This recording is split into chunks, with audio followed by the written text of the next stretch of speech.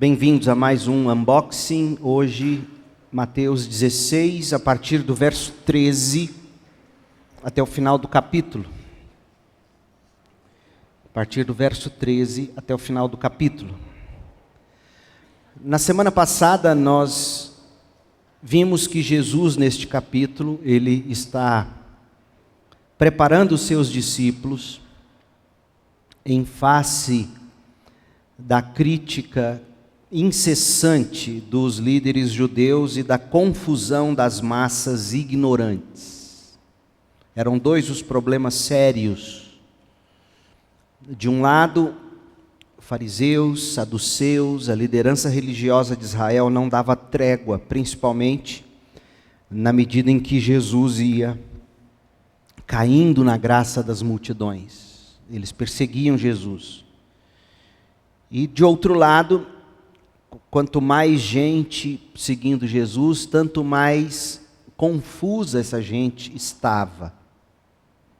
E Jesus então usa desse cenário para fazer o aperfeiçoamento de seus discípulos. Nós vimos do verso 1 ao 4 na semana passada que os saduceus e os fariseus se juntaram porque eles queriam um sinal da parte de Jesus. Não é que Jesus não tivesse feito milagres o suficiente. Ele tinha feito bastante milagres. É que eles queriam que, de algum modo, Jesus mesmo, como se fosse possível, criasse provas contra si mesmo. Ou seja, eles queriam mostrar, está vendo? Ele faz sinais, mas não é da parte de Deus. É da parte do diabo. Eles já haviam dito isso mais cedo, e eles estavam nessa missão de convencer as multidões de que Jesus era um enviado do demônio. Eles não negavam mais que Jesus fazia sinais, eles viam, as massas o seguiam por isso. Mas então eles, por que não prendiam logo Jesus? Porque eles tinham medo do que as massas fariam com eles.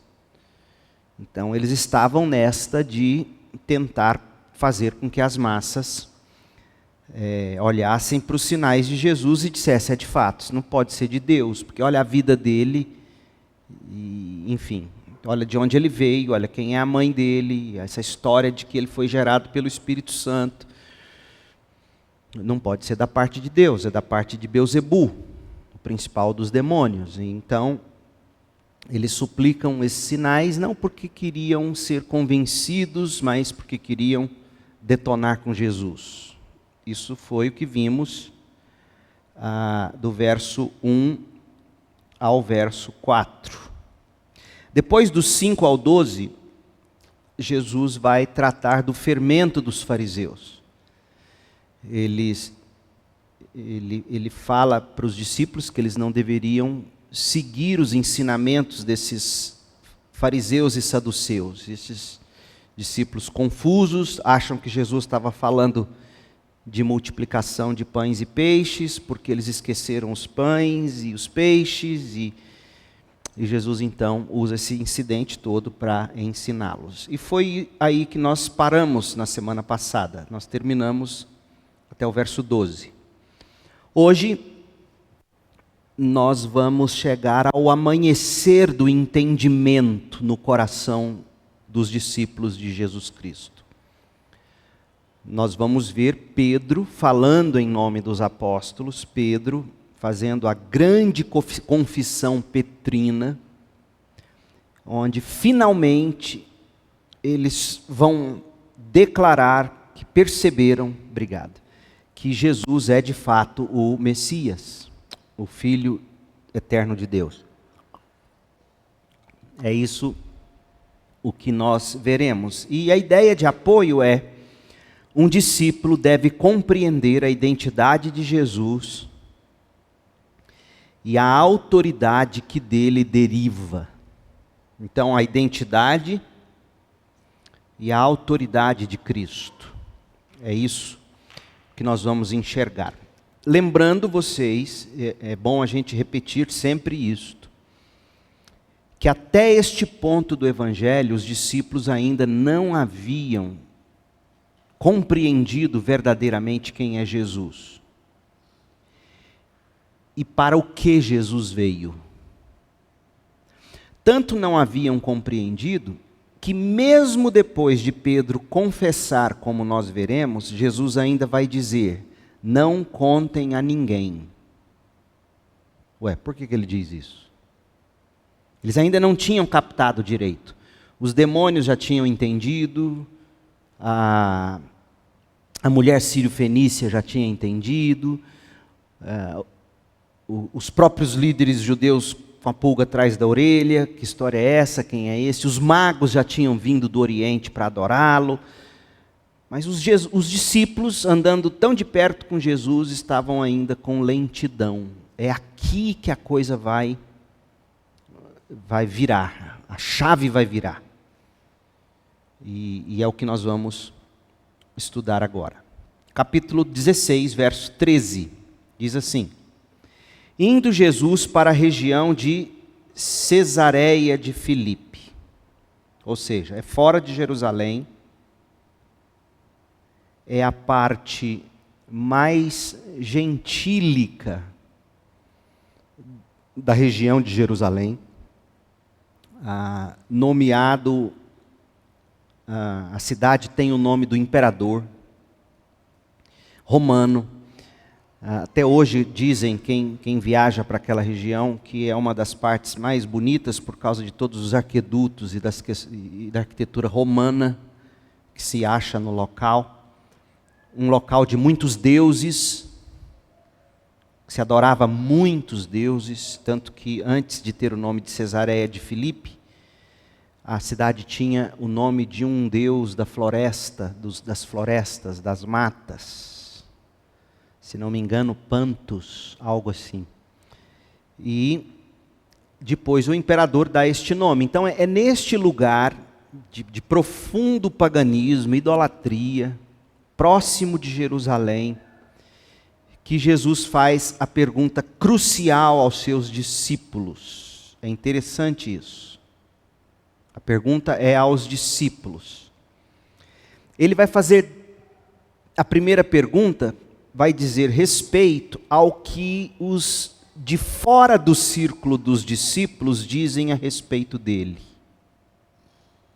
E nós vamos ver no verso seguinte, que Jesus vai perguntar na sequência o que eles, os próprios discípulos, pensam sobre ele. Então veja, no verso 13, quem os outros dizem que é o Filho do Homem? No verso 15, e vocês? Eu gosto de olhar para essas perguntas e dizendo assim, a igreja sempre tem de estar atenta para o que os lá de fora pensam a respeito de Jesus e também os que aqui de dentro pensam a respeito de Jesus. Como é que os lá de fora confessam Cristo, como é que os de dentro confessam Cristo? Jesus é curioso, porque Jesus primeiro pergunta dos de fora. É importante isso, porque esse livro, esse evangelho, ele vai terminar com a grande comissão. É o Jesus enviando os discípulos para fazerem discípulos de todas as nações. Então parece-me que já neste ponto da história, Jesus quer que os seus discípulos estejam atentos ao que os outros dizem a respeito do Filho do Homem.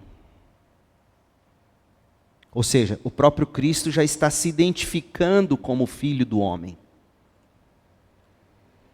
Essa é uma expressão do Antigo Testamento que fala não de divindade, mas de um homem de importância. E de fato as pessoas reconheciam em Jesus alguma importância.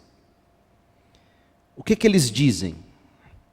Eu queria ter feito isso, mas eu me esqueci e não consegui fazer. Eu queria ter entrado no ChatGPT ou dado um Google para perguntar quais são as respostas mais comuns hoje em dia quando se pergunta para as pessoas quem é Jesus. Seria um exercício curioso. A julgar pelo que eu já vi num passado recente, as respostas são um grande mestre, um homem iluminado, um profeta, um sábio, e assim por diante. Quando você ler a resposta que os discípulos dão, os discípulos vão responder o seguinte, mostrando que os discípulos estavam, sim, de algum modo, antenados a respeito do que as pessoas diziam sobre quem era Jesus. Mas o que eu quero que você observe é que, por mais que as pessoas tivessem errado, o tiro não saiu tão longe assim do alvo. Por exemplo, uns dizem que é João Batista. Faz sentido. Dizer que é João Batista não é necessariamente dizer que era uma reencarnação dele. Talvez um profeta que sucedeu João Batista. Um enviado de João Batista. Perceba que eles, de algum modo, veem continuidade entre o que João Batista pregou e o que Jesus estava pregando. Então, nesse sentido, eles não estão de tudo errados, certo? João Batista veio preparar o caminho.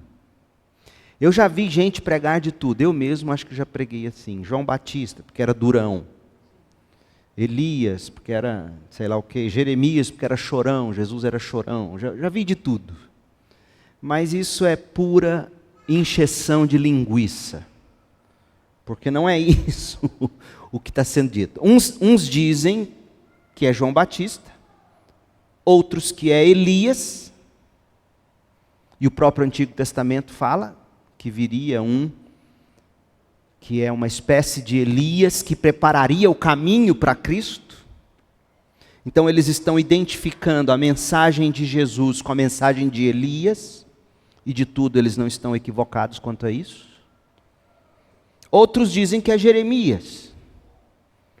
Será por que Jeremias? Porque Jeremias, se você olhar bem para a história dele, ele foi um profeta bastante desonrado entre os seus. Quanto mais ele falava a verdade, mais os falsos profetas se levantavam contra ele, jogavam ele em cisterna, em buraco, e não queriam ouvi-lo. Então veja, eles não erraram quando eles disseram que Jesus tinha a mensagem de Jesus tinha alguma continuidade com a mensagem dos profetas. Eles não erraram. O problema foi dizer que Jesus era só isso. E Jesus não era só alguém que pegou o bastão de João Batista e seguiu adiante, de Elias e seguiu adiante, de Jeremias e seguiu adiante. Então, perceba o seguinte, e é isso que eu quero que você enxergue. Essa resposta das massas de Israel revelam que, de algum modo, eles ainda pensavam em categorias da aliança de Deus com seu povo. Ainda havia alguma categoria nesse sentido. Jesus, o que ele diz, lembra o que João Batista pregou, que Elias pregou, que Jeremias pregou. Então estão dizendo que o Senhor é dessa linhagem.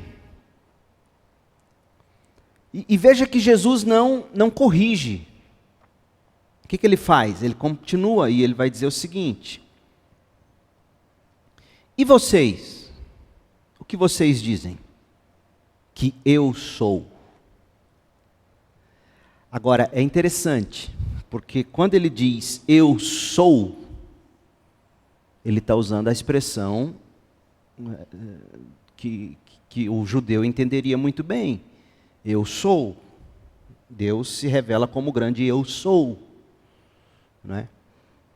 Ego eimi, é a palavra grega, a expressão grega que dá a ideia disso. Então, um bom judeu ouvindo isso, por isso até que alguns judeus ficavam muito possessos de raiva, porque Jesus virava e mexia, ele se definia em termos de que eu sou, eu sou.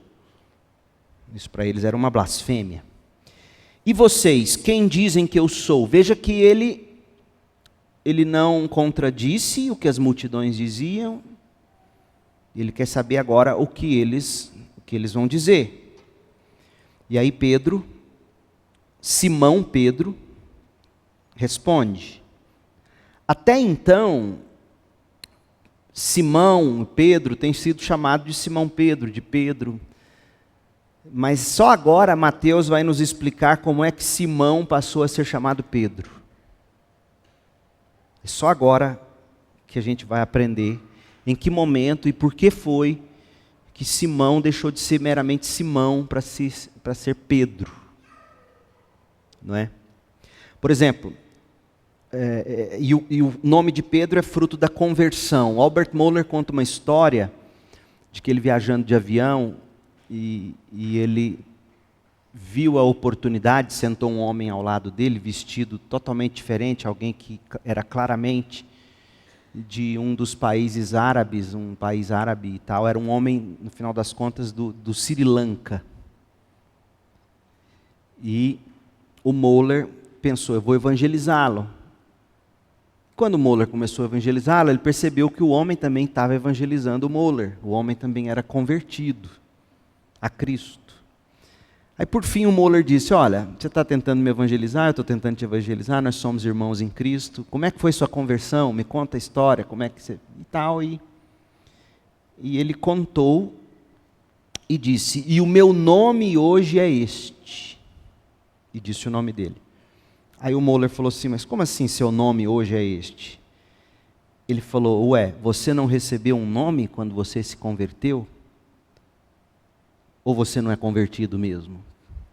Porque na cultura cristã, lá no Sri Lanka, pelo menos do grupo de onde esse homem saiu, a exemplo do que aconteceu com Pedro, a exemplo do que aconteceu com Paulo, quando você se converte, você recebe um novo nome.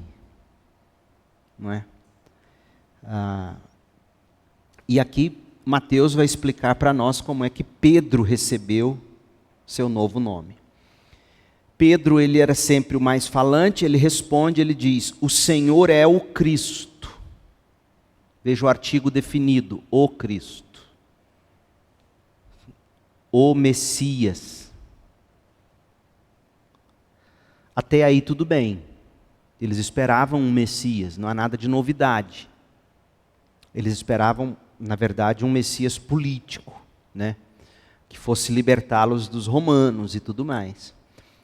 O que é novidade é associar a figura do Messias à divindade. Nenhum judeu negaria, e ainda hoje não negaria, ainda que eles não assumam que Jesus é o Messias, ainda que eles digam que eles estão esperando o Messias, um ungido da descendência de Davi, que vai ocupar o trono de Davi, nenhum deles negarão ou negam que o Messias é da parte de Deus, é ungido de Deus, nenhum nega, o próprio nome significa isso.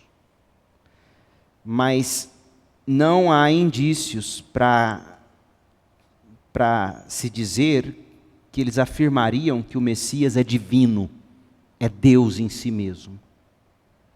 E isso é o elemento novo. É por isso que a grande confissão de Pedro, ela é muito sugestiva, didática para a igreja. Porque você não identifica Jesus apenas como sendo o Messias, mas sendo Deus. Ele não é apenas um ungido, ele é o ungido. Ele não é apenas filho do homem, ele é filho do Deus vivo. Ele é um com Deus. E essa é a grande novidade para o judeu e para o que Pedro está fazendo. Então Mateus quer mostrar para a gente que na medida em que Pedro foi andando com Jesus, foi ouvindo ele ensinar com toda a autoridade, foi vendo seus sinais, foi vendo ele expulsar demônios, ele agir como agia, fazer o que fazia, ele olhou e disse, não pode ser só um ungido. Ele é Deus. Ele é Deus. E aí, o que Jesus vai responder? Então Jesus lhe afirmou, bem-aventurado é você. bem-aventurado. Por quê? Primeiro ele chama ele de Simão, filho de Jonas, Simão Bar-Jonas, mostrando para nós que não havia nada de especial em Pedro.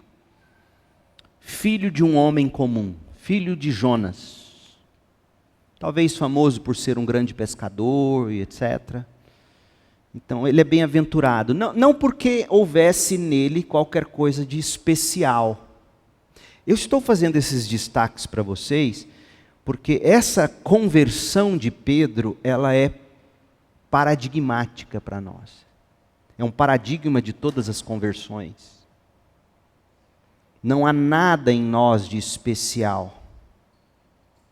Somos filhos de nossos pais, somos filhos de Adão.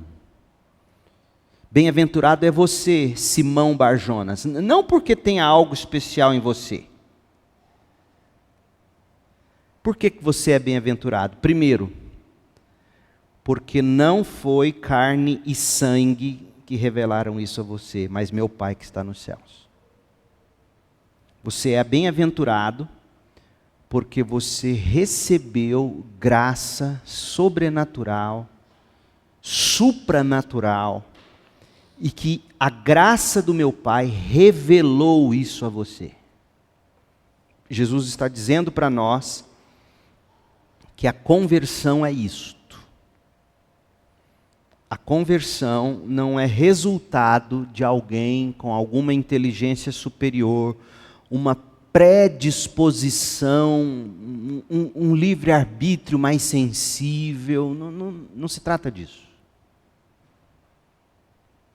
Você é bem-aventurado porque não foi carne e sangue, não foi nada humano, seja em você, seja de qualquer outra natureza, que revelaram isso a você, mas meu Pai que está nos céus, foi Ele quem revelou isso a você. A conversão, ela é sempre fruto da obra soberana, sobrenatural de Deus. Aí, eu posso remeter você, se você tiver com sua Bíblia, abra aí em Mateus 11, 25, para você ver comigo como é que o próprio Jesus define conversão. Vamos lá em Mateus 11.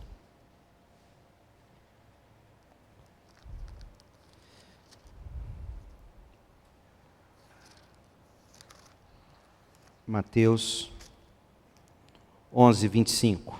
Por aquele tempo, Jesus exclamou: graças te dou, ó Pai, Senhor do céu e da terra, porque escondeste estas coisas dos sábios e instruídos e as revelaste aos pequeninos. As coisas relacionadas à salvação. O Senhor escondeu isso dos sábios e dos pequeninos. É forte isso aqui. Escondeu isso dos sábios e dos instruídos e revelou aos pequeninos. Sim, ó Pai, porque assim foi do teu agrado. Tudo me foi entregue por meu Pai. Ninguém conhece o Filho, a não ser o Pai. E ninguém conhece o Pai, a não ser o Filho. E aquele a quem o Filho o quiser revelar. Quem é que conhece o Filho? Aquele a quem o Filho o quiser revelar. Por isso que Jesus vai dizer aqui, em Mateus 16, 17, não foi carne e sangue que revelaram isso a você, mas meu Pai que está nos céus. Meu Pai que está nos céus quis revelar minha identidade a você de um modo que você conseguisse, fosse possível para você abraçar com fé, como você acabou de fazer. Também eu lhe digo, é a segunda razão pela qual ele é bem-aventurado. A primeira é esta: você foi você foi alvo da graça de Deus. Nada em você, nada na carne ou no sangue, nada de especial. Meu pai, eu me lembro até hoje, gente, essa é uma das vantagens de quem não nasce em igreja.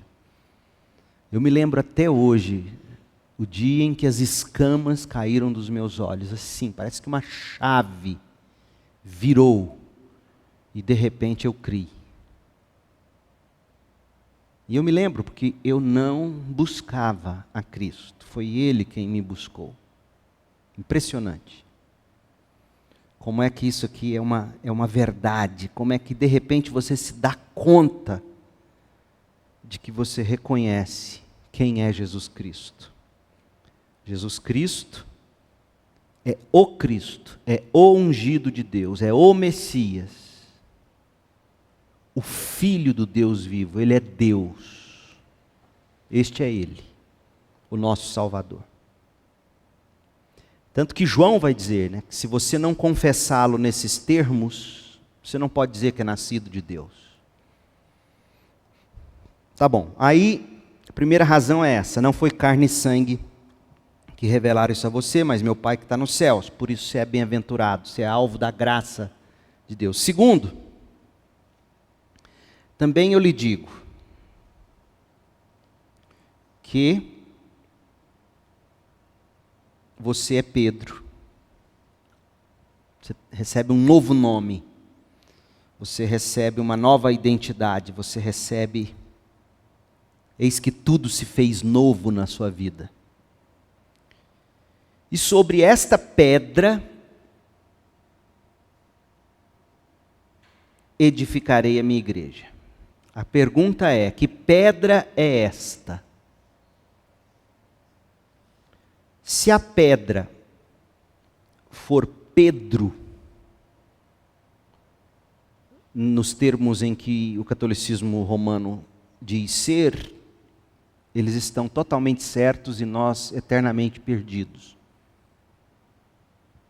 Se não, quem é essa pedra? Essa pedra é Pedro. Essa pedra é a confissão de fé de Pedro. Quem é essa pedra sobre a qual a igreja será edificada? E as portas do inferno não prevalecerão contra ela, ou seja, ninguém conseguirá jamais parar, impedir o avanço da igreja. Não é? Essa é a promessa de Jesus.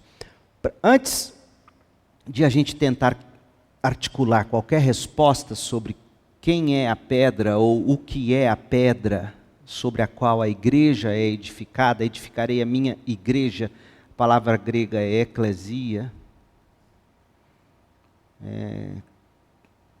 é com um K e dois L's, enfim, eclesia.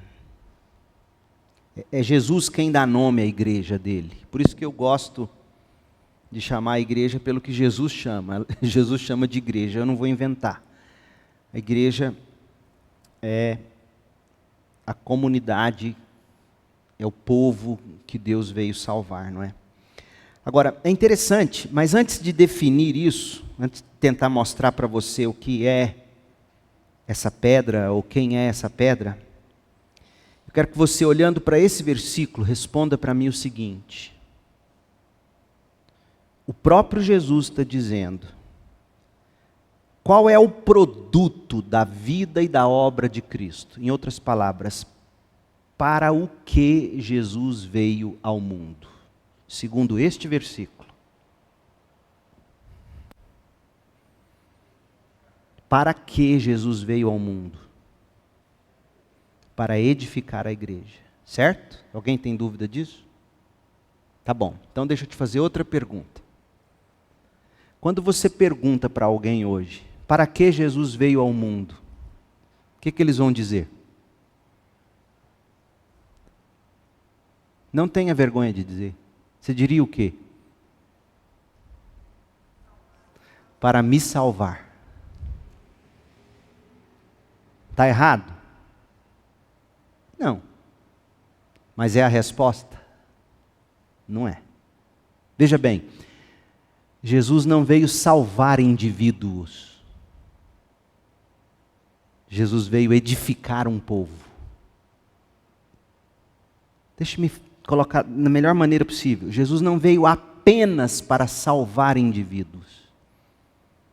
Ele veio para edificar um povo. Quando você diz, Jesus veio para me salvar, que tipo de ênfase você está dando? E quando você diz, Jesus veio para edificar a igreja dele, que tipo de ênfase você está dando? Você consegue ver a diferença? Quando você diz apenas, Jesus veio me salvar, você torna o cristianismo, ou a obra de Cristo, em algo individualista. Veio para me salvar. Graças a Deus, sou salvo, vou para o céu. Ninguém tem nada com isso, ninguém tem nada com a minha vida, eu e Deus. Jesus veio me salvar. Não é esse o cristianismo contemporâneo? Mas quando você diz, Jesus veio edificar a igreja, e faz parte disto, me salvar, e salvar outros tantos, quantos Deus deseja salvar, inserindo-nos na igreja, fazendo de nós o seu povo. Faz toda a diferença. A espiritualidade, aqui nesse segundo momento, nessa segunda ênfase, a espiritualidade é comunitária, congregacional. Eu dependo do outro, o outro depende de mim, eu sou membro de um corpo. Eu não sou um corpo isolado. Muitas igrejas hoje fizeram do crente corpos estranhos no corpo que é a igreja. Então, não tem problema você dizer, Jesus veio para me salvar. Até porque Paulo diz em Gálatas 2:20, né, me amou e se entregou por mim. Não é? Paulo diz que Jesus fez isso, não diz? E Paulo estava inspirado por Deus. Não é errado você dizer que Jesus te amou e se entregou por você, no singular. Não tem problema. Mas não foi só isso. O próprio Cristo, diante da confissão petrina, ele diz que a vida e a obra dele foi para, em última instância, foi para edificar a sua igreja. E nada vai impedir isso. A sua salvação, a minha salvação, a nossa salvação, ela é um projeto de Deus para ser vivido no contexto do povo de Deus. Está claro isso, gente? A importância da igreja na espiritualidade de Cristo mesmo. Cristo está ensinando isso. Se ele veio para edificar a igreja dele, minha vida cristã será incompleta se ela não for vivida nesse contexto ou parâmetro. Eu serei disfuncional, por assim dizer. Tá certo? Agora, vamos tentar entender quem é a pedra, ou o que é a pedra. O primeiro texto que eu quero que você leia comigo é Efésios 2:20. Efésios 2:20. Quando Paulo escreve assim.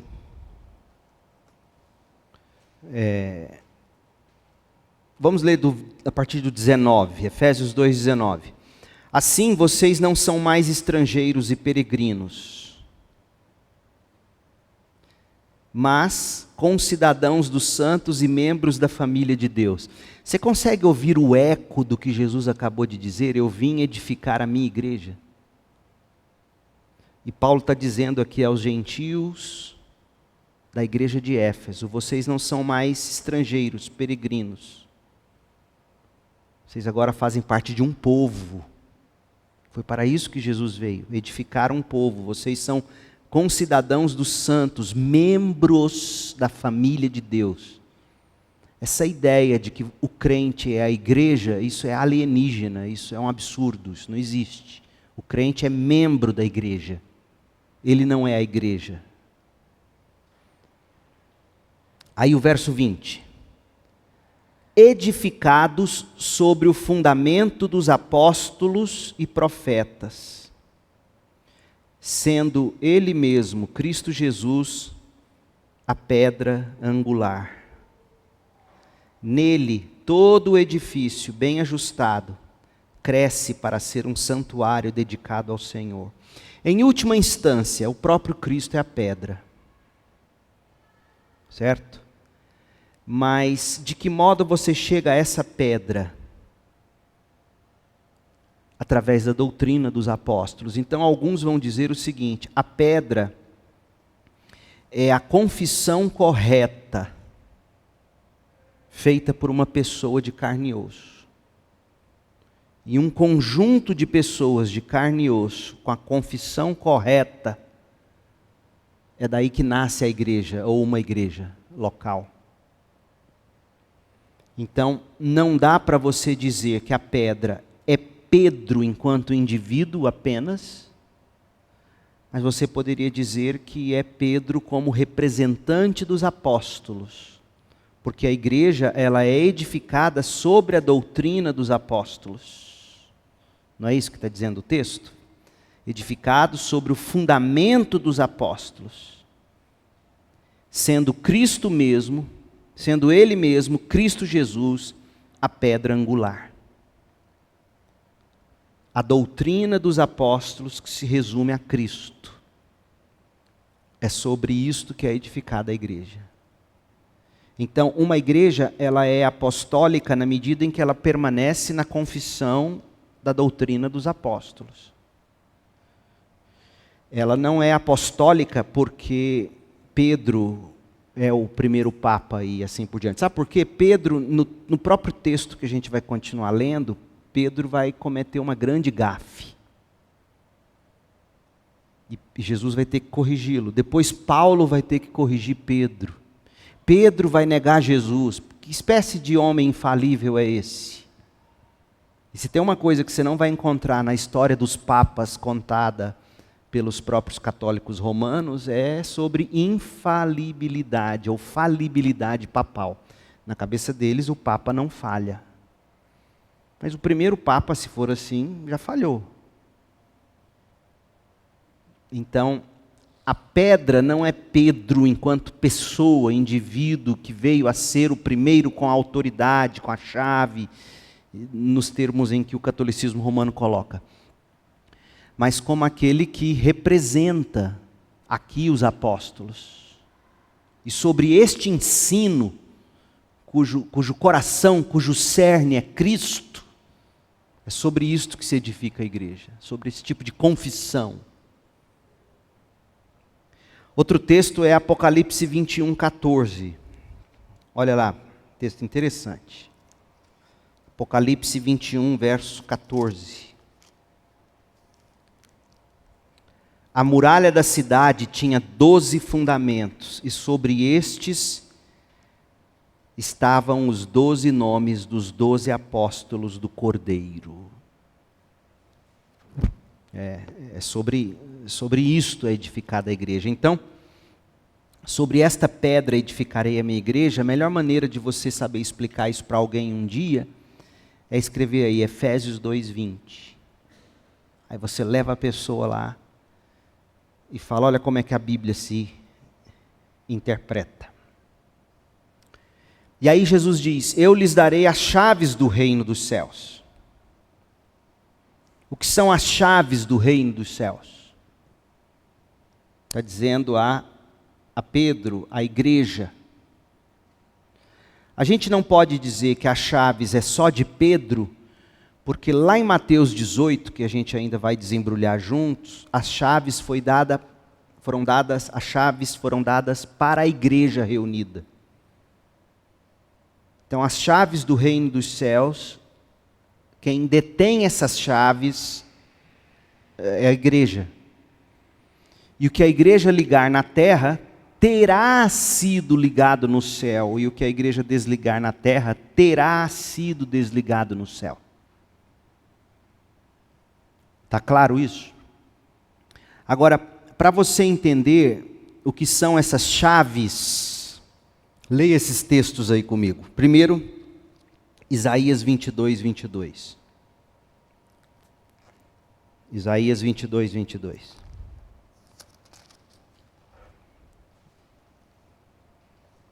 porei sobre o ombro dele a chave da casa de Davi. Ele abrirá e ninguém fechará, fechará e ninguém abrirá.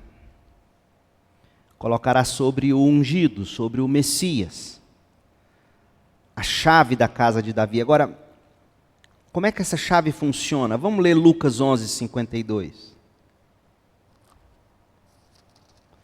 Lucas 11, 52. Ai de vocês, intérpretes da lei, porque vocês pegaram a chave do conhecimento. No entanto, vocês mesmos não entram e impedem os que estavam entrando. Que chave do conhecimento é essa? A interpretação da lei. Era isso que os fariseus faziam. A chave do conhecimento, a interpretação da lei. Procurava-se um rabino para perguntar para ele se tal ou qual atitude era correta aos olhos da lei. Os intérpretes da lei, segundo a leitura que eles faziam da lei, ou eles trancavam ou eles destrancavam alguma atitude, algum comportamento. E o que Jesus está dizendo é que vocês interpretam a lei de tal forma errada que vocês estão impedindo as pessoas de entrarem. Então, de fato, parece que as chaves do reino dos céus têm a ver com as Escrituras, o Evangelho mais especificamente. Atos 2, 38. Atos 2, 38.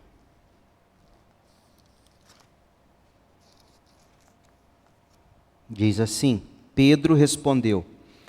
O verso 37, as multidões que ouviram Pedro pregar, perguntaram a Pedro e aos demais apóstolos, está vendo? Sobre eles, o fundamento deles se edifica a igreja. Perguntaram a Pedro e aos demais apóstolos: que faremos, irmãos? Diante do que você disse, como é que a gente se apropria disso? Pedro respondeu: arrependam-se e cada um de vocês seja batizado em nome de Jesus Cristo para a remissão dos pecados, e vocês receberão o dom do Espírito Santo, porque a promessa é para vocês e para os seus filhos e para todos os que ainda estão longe, isto é, para todos aqueles que o Senhor nosso Deus chamar. As chaves do reino dos céus têm a ver com o evangelho pregado, que abre ou fecha a porta para as pessoas. Abre na medida em que ele é explicado correta e adequadamente. E isso possibilita que as pessoas se arrependam e creiam, e portanto entrem. Ou é trancado na medida em que o evangelho ou não é ensinado, ou é deturpado como os fariseus deturparam a lei. Então aquilo que vocês ligarem na terra terá sido ligado nos céus, e o que vocês desligarem na terra terá sido desligado nos céus. O papel da igreja, portanto, é se conformar o máximo possível com os decretos eternos de Deus. É isso que Jesus está aqui nos dizendo. E aí o verso 20 de Mateus 16, então Jesus ordenou aos discípulos que não dissessem a ninguém que ele era o Cristo. Por quê? Se Pedro acertou na confissão. Se finalmente eles acertaram. Por quê? A sequência do texto vai nos mostrar que, conquanto eles tenham acertado na identidade de quem é Jesus, o Filho do Deus vivo, o Messias, Deus encarnado, eles ainda não sabiam dizer. Outra coisa, eles já sabiam para o que o Messias veio, para edificar a igreja, sabiam quem ele era, já sabiam para o que ele veio, mas eles ainda não sabiam como isso ia ser feito. E é o que Jesus vai dizer na sequência. A sequência do texto é Jesus mostrando que Ele é o nosso modelo de vida vitoriosa através do sofrimento e da morte. Jesus vai dizer que Ele veio para morrer no lugar dos pecadores e desse modo, e ressuscitar vitorioso e desse modo edificar a igreja. Então os discípulos ainda não podiam contar às multidões, porque os discípulos ainda não sabiam que Jesus veio para morrer e ressuscitar. E se você pregar Jesus Cristo sem a cruz e sem a ressurreição, você estará trancando o reino para as pessoas. Porque do que adianta saber que Ele é o Filho eterno de Deus, se você não sabe como achegar à presença gloriosa e santa dEle. Então, olha o que o texto vai dizer na sequência. Desde esse tempo, desde a confissão que Pedro fez, e por isso eles não deveriam ainda contar para as multidões, Jesus começou a mostrar a seus discípulos que era necessário que ele fosse para Jerusalém, sofresse muitas coisas nas mãos dos anciãos, dos principais sacerdotes, dos escribas, fosse morto e no terceiro dia ressuscitasse. 3 coisas. Os discípulos ainda não tinham enxergado e era necessário. O sofrimento vicário, a morte substitutiva e a ressurreição vitoriosa. Não terá havido pregação do Evangelho se você não falar do sofrimento de Cristo no seu lugar, a morte substitutiva de Jesus como Cordeiro de Deus e a ressurreição vitoriosa de Jesus. Por isso os discípulos ainda não poderiam dizer para as pessoas que Ele era o Messias. Porque essa qualificação que Jesus dá para a sua vida, obra e ministério é o que faz toda a diferença. Revela que Ele não era um Messias político. Mas sabe o que vai acontecer? Quando Pedro escuta isso, Pedro chama ele à parte e começa a repreendê-lo. A palavra é forte mesmo no grego, dar bronca em Jesus. Que Deus te livre, Senhor, disso. De modo nenhum isso irá lhe acontecer. Espera aí, Pedro. Você acabou de confessar tão bonitinho. Está vendo o que acontece quando o sujeito é entregue a ele mesmo? Ele mete os pés pelas mãos. Ficou tão empolgado, recebeu um elogio tão bonito de Jesus, né?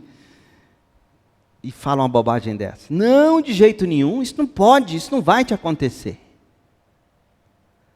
Aí Jesus diz: saia da minha frente, Satanás, acusador. Você é para mim uma pedra de tropeço, porque não leva em consideração as coisas de Deus, e sim as dos homens. Percebe? O que são as coisas de Deus? Sofrimento, morte e ressurreição. O que são as coisas de Deus? O caminho da cruz. O que são as coisas dos homens? Ser ovacionado pelas massas, sem sofrimento, sem cruz. Ressurreição sim, de preferência morrer sem sofrer, morrer sem morrer. Ser aclamado sim, mas Jesus diz, isso são coisas dos homens. Gente, você ouve essas declarações de Jesus aqui, você descobre que a igreja contemporânea segue as coisas dos homens. Ou não? Será que se prega de fato o sofrimento de Cristo, a morte de Cristo, a ressurreição de Cristo, para que o pecador seja perdoado e aceito por Deus? E Jesus diz, tudo que é diferente disso vem de Satanás, vem do acusador, é pedra de tropeço.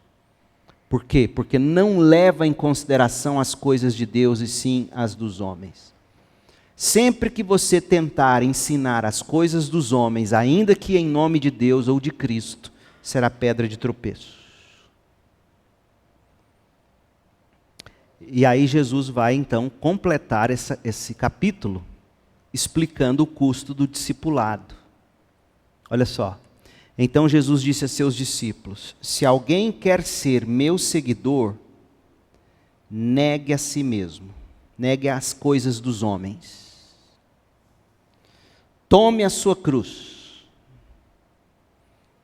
A sua cruz não é a sogra, não é o sogro, não é a sua enfermidade. Tomar a cruz literalmente significa, porque cruz na cabeça desse povo era instrumento de morte. Tomar a cruz significa morra. Negue a si mesmo, morra e me siga. Vivo não mais eu. Paulo diz, né? Cristo vive em mim. Então é isto que consiste a vida cristã, é nisso que consiste. Negar as coisas dos homens, negar a si mesmo, negar seus apetites, morrer, tomar a cruz e seguir Jesus. E aí ele exemplifica dizendo, se você tentar se apegar a essa vida, ou seja, se você tentar viver sem negar a si mesmo, sem morrer, você vai perder a vida.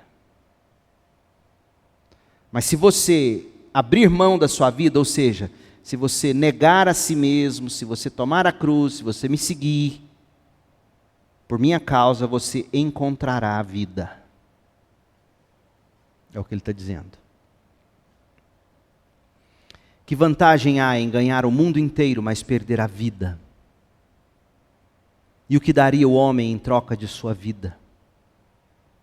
Pois o Filho do Homem virá com seus anjos na glória de seu Pai e julgará cada pessoa de acordo com suas ações. Eu lhes digo a verdade, alguns que estão aqui neste momento não morrerão antes de ver o Filho do Homem vindo em seu reino. E aqui entra Mateus 17, que começa, você se lembra como? Com a transfiguração de Jesus. Então, verso 28 é um link entre o que Jesus acabou de dizer sobre o custo do discipulado e o monte da transfiguração. Qual é a grande vantagem de se seguir a Cristo, morrendo, negando a si mesmo? A vantagem é que você vê o Filho do Homem em glória. Essa é a vantagem. Ganhar a vida é ter a capacidade de ver o Filho do Homem em seu reino glorioso. Não é isso? Os limpos de coração verão a Deus. Essa é a recompensa para você negar a si mesmo, tomar a cruz e seguir Jesus. E se ver não fosse algo que nos encanta tanto,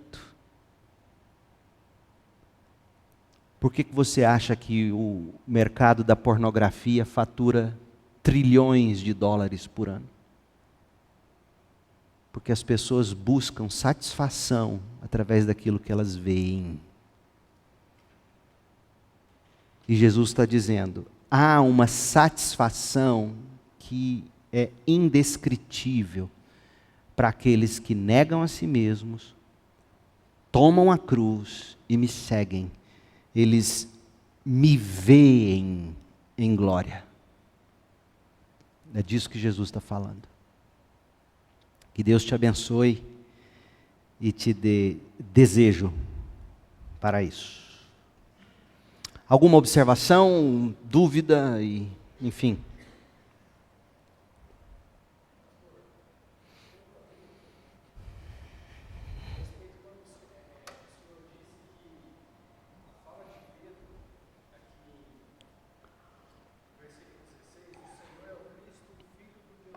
Aham.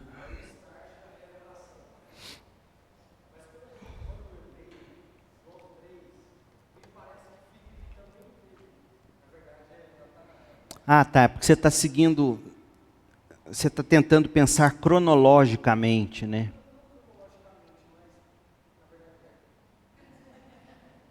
Então, os evangelhos, eles não foram escritos tanto para se encaixar os eventos cronologicamente.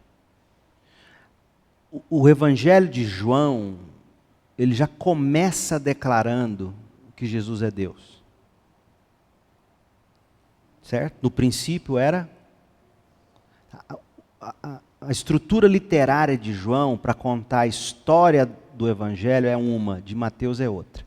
João já declara, eu vim contar sobre aquele que é Deus, estava com Deus, por meio dele todas as coisas foram feitas. Ele é Jesus, é aquele que se fez carne e habitou entre nós. Então não havia segredo para quem estava lendo João sobre a divindade de Jesus. Mas para o judeu que está lendo Mateus, era um grande choque dizer que o Messias não era apenas um enviado de Deus, era o próprio Deus. Então a construção de Mateus segue um outro caminho. Começa com a genealogia. Por isso que é importante você saber ler a Bíblia nesses termos. Essa é a beleza da leitura bíblica. O problema é que a gente, primeiro, não gosta de ler, não sabe ler. Né? Eu tô me esforçando, eu estou lendo agora o grande romance de Tolstói, Guerra e Paz. E é, em alguns momentos, dificílimo. Porque Tolstói, ele narra de um jeito, a expressão do rosto das pessoas, ele te ensina a olhar para o rosto das pessoas, para o uniforme dos soldados, a roupa, a forma de vestir, ele te ensina a ver o que você tem que ver nas cenas, nas coisas. Mas a gente não está acostumado a ler assim, a gente não quer ler assim. A gente quer ir direto ao ponto. É uma geração de ejaculação precoce. Desculpa a baixaria, mas essa é a grande verdade. A gente não quer desfrutar, a gente quer logo a aplicação, a gente quer logo... Mas Mateus, o evangelho de Mateus, ele vem, olha... Jesus, o descendente de Abraão, de Davi. Ele vem te contando, ele vem mostrando os milagres, o demônio sabe quem ele é, até chegar nesse ponto de Pedro dizer, então ele é Deus. Mas João já de cara, ele já te conta o segredo. Esse é o segredo. Agora deixa eu te mostrar como é que é esse Deus que se fez carne. Aí qual é o propósito de João? É mostrar a glória de Cristo. Porque vimos a sua glória como a do unigênito do Pai. É o que está lá em João 1. E de que modo João vai mostrar a glória? Revelando os milagres, os sinais. São 6 ou 7 que são selecionados. E você vai ver, tanto que ao final do primeiro milagre, que é a multiplicação de água em vinho, diz que eles viram a glória dele. É impressionante. Então... não é tanto para si. Por isso que eu tenho dificuldade em alguns momentos. Existe valor nisso, tá? Mas eu tenho dificuldade em leitura bíblica cronológica. Tenho dificuldade, porque desse modo, é importante sim você enxergar a cronologia dos fatos bíblicos. Nada contra isso, muito pelo contrário. Nossa mente é assim, né? A gente gosta de pensar com começo, meio e fim. Mas os textos bíblicos nem sempre foram escritos para você entender eles na sua cronologia, mas em sua mensagem. Tanto que o primeiro livro do Novo Testamento a ser escrito não foi Mateus, foi a carta de Tiago.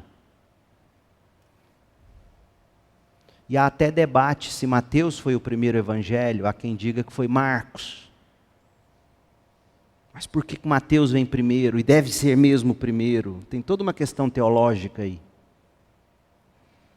Muito boa observação, porque nos ajuda a perceber isto, que cada autor tem um propósito. Por exemplo, a genealogia de Jesus em Lucas parte de Adão, de trás para frente. Para mostrar que toda a raça humana veio de Adão. Mas em Mateus, a genealogia parte de Abraão,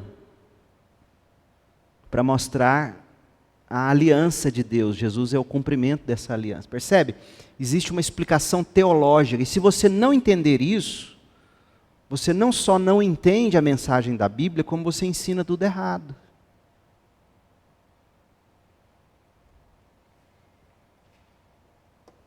Tem que ler, tem que gostar de ler. Meus irmãos, vocês são heróis, de fato. Já deu 1 hora de fala minha aqui, vocês estão aqui. E a gente continua mantendo o número toda sexta-feira. Vocês são heróis. Mas vocês não podem se contentar só com isso. Vocês precisam desenvolver o gosto pela leitura. Precisam disso. Essa palavra não é para vós outros coisa vã. Antes, é a vossa vida. Você tem que amar ler a Bíblia. E é uma batalha espiritual. Deus, abre meus olhos, dá-me encanto, me ajude a ver. Por isso que não dá para ler no dispositivo eletrônico. Pode até ler, como às vezes eu leio muitas vezes no meu Kindle. Mas nada substitui uma página aberta e se rabiscando, fazendo conexões, enxergando, anotações. Né? O que mais? Mas olha quanta coisa boa para você pensar sobre esse texto. Se uma verdadeira compreensão de Cristo é obra de Deus, como isso deverá afetar o nosso evangelismo? Se é Deus quem revela Cristo aos homens, se não é carne e sangue, qual é o nosso papel? Apresentar a verdade de forma mais fiel e compreensível possível, na esperança de que Cristo produza a conversão. Esse é o nosso papel. Conhecermos a mensagem o máximo possível, comunicá-la o mais fielmente possível, na esperança de que, porque foi isso que Jesus foi fazendo diante dos olhos dos apóstolos. Foi se revelando o mais verdadeiramente possível, até que num determinado momento, bum, os seus olhos se abriram.